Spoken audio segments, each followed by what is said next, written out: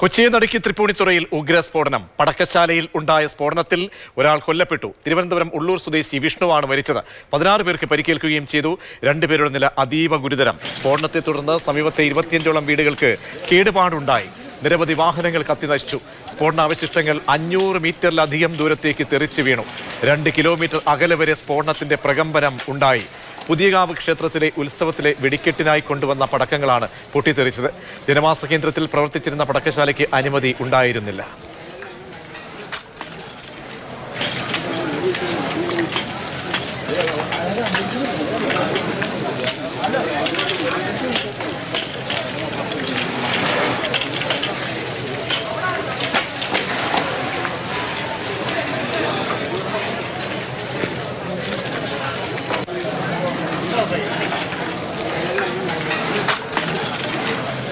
ശ്യാം പ്രസാദ് ഉത്തമൻ ചേരുന്നുണ്ട്. ശ്യാം, ദുരന്തത്തിന്റെ നടുക്കുന്ന ദൃശ്യങ്ങൾ പലതാണ് നമ്മൾ കണ്ടത്.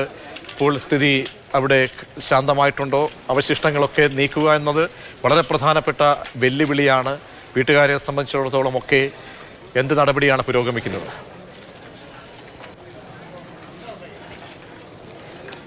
പ്രതീക്ഷ, നമ്മളിപ്പോൾ ഉള്ളത് ഈ സ്ഫോടനം നടന്ന സ്ഥലത്താണ്. ഈ സ്ഥലത്ത് ഇപ്പോൾ ഫോറൻസിക് സംഘത്തിൻ്റെ പരിശോധന ഏകദേശം പൂർത്തീകരിക്കുന്ന ഘട്ടത്തിലേക്ക് എത്തി നിൽക്കുന്നു. ഫോറൻസിക് സംഘം നിലവിൽ ഈ പ്രദേശത്ത് ഉണ്ടായിരുന്ന ഈ വെടിക്കോപ്പുമായി ബന്ധപ്പെട്ട സാധന സാമഗ്രികളെല്ലാം തന്നെ പരിശോധിച്ച് അതിൽ ശേഖരിക്കാവുന്നതൊക്കെ ശേഖരിച്ച് വിശദമായ പരിശോധനയ്ക്കായി മാറ്റാനുള്ള നടപടിക്രമങ്ങളാണ് ഇപ്പോൾ നടത്തിക്കൊണ്ടിരിക്കുന്നത്. അതിനൊപ്പം തന്നെ ഹിൽ പാലസ് പോലീസും ഉണ്ട്. പ്രധാനമായിട്ടും ഇതുമായി ബന്ധപ്പെട്ടുകൊണ്ട് തന്നെ നിലവിൽ 4 പേർ പോലീസിൻ്റെ നിരീക്ഷണത്തിലുണ്ട് എന്നാണ് മനസ്സിലാക്കാൻ കഴിയുന്നത്. അതിൽ 2 പേർ അത് ദേവസ്വവുമായി ബന്ധപ്പെട്ട ആളുകളാണ്. ഇതിൽ തിരുവനന്തപുരം സ്വദേശിയാണ് ഈ പടക്ക നിർമ്മാണത്തിൻ്റെ അല്ലെങ്കിൽ ഈ പടക്ക ഇവിടെ ദേവസ്വത്തിൻ്റെ ഈ പടക്കം പൊട്ടിക്കുന്നതിന് വേണ്ടിയിട്ടുള്ള കരാറും മറ്റും ഏറ്റെടുത്തത് തിരുവനന്തപുരം സ്വദേശിയായിട്ടുള്ള ആദർശ് എന്ന് പറയുന്ന വ്യക്തിയാണ്. അദ്ദേഹത്തിൻ്റെ അമ്മയുടെ പേരിലാണ് ലൈസൻസ് ഉള്ളത്.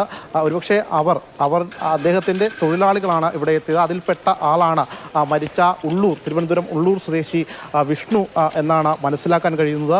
ഇതിൽ സംബന്ധിച്ചുള്ള കൂടുതൽ വിവരങ്ങൾ അറിയണമെങ്കിൽ നിലവിൽ പോലീസിൻ്റെ കസ്റ്റഡിയിലുള്ളവരെ കൂടുതൽ ചോദ്യം ചെയ്താൽ മാത്രമേ അക്കാര്യങ്ങൾ അറിയുകയുള്ളൂ. ഇവിടെ ഉണ്ടായ ആ ഒരു ഉഗ്ര സ്ഫോടനത്തിൻ്റെ ആ ഒരു പ്രഹരശേഷി ഏകദേശം ഇവിടെ നിന്ന് 1/2 കിലോമീറ്ററിലധികം ദൂരത്തിൽ പ്രകമ്പനങ്ങളെല്ലാം തന്നെ ഉണ്ടായി. അതിൻ്റെ പരിണിത ഫലമായിട്ട് അനവധി വീടുകൾ നശിച്ചു പോകുന്ന ഒരു സാഹചര്യം ഉണ്ടായി. ഇപ്പോൾ നമ്മൾക്ക് ദൃശ്യങ്ങളിൽ കാണാം ഇവിടെ ഒരു മരം, ഈ മരം ആകെ കത്തി ഉണങ്ങി നിൽക്കും പോലെയാണ് നമുക്ക് ആ ദൃശ്യങ്ങളിൽ നിന്ന് വ്യക്തമാകുന്നത്. പക്ഷേ ഇത് ഒരു പച്ച മരമായിരുന്നു. ആ മരം ഈ സ്ഫോടനത്തിന് ശേഷമാണ് ഇങ്ങനത്തെ ഒരു അവസ്ഥയിലേക്ക് എത്തിയത്. അപ്പോൾ തന്നെ നമുക്ക് മനസ്സിലാകും ഈ സ്ഫോടനത്തിൻ്റെ ആഘാതം എത്രത്തോളം ഉണ്ട് എന്നത് സംബന്ധിച്ച്. എന്തായാലും നിലവിൽ ഇപ്പോൾ 4 പേർ പോലീസിൻ്റെ നിരീക്ഷണത്തിലുണ്ട്. അവരെ കൂടുതൽ ചോദ്യം ചെയ്താൽ മാത്രമേ ഉള്ളൂ എത്രത്തോളം പടക്ക ശേഖരമാണ് ഇങ്ങോട്ടേക്ക് എത്തിച്ചത്, ഇതിന് അനുമതി ഉണ്ടായിരുന്നോ, ഈ വാഹനത്തിൽ ഇങ്ങനെ കൊണ്ടുവരാൻ അനുമതി ഉണ്ടായിരുന്നോ എന്നൊക്കെ ഉള്ള കാര്യങ്ങൾ കൂടുതലായി അറിയേണ്ടതുണ്ട്.